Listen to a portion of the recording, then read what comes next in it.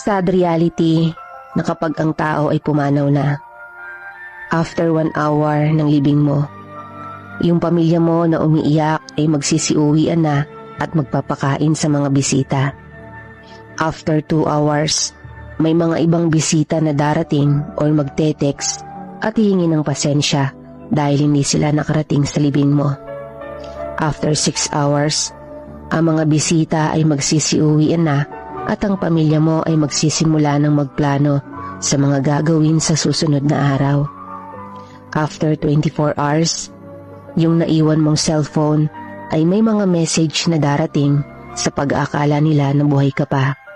Pero ang hindi nila alam ay nag-uumpisa ng kinakain ng bakterya ang iyong katawan.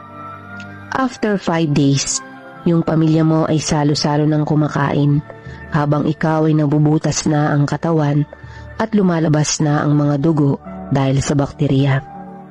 After 1 year, may mga tao na makikita ang mga larawan mo at may isip ka ng panandalian habang ikaw ay buto na sa loob ng iyong libingan. Real talk, lagi mong tandaan na napakaikli lang ng buhay sa mundo at madali ka ring makakalimutan ng tao.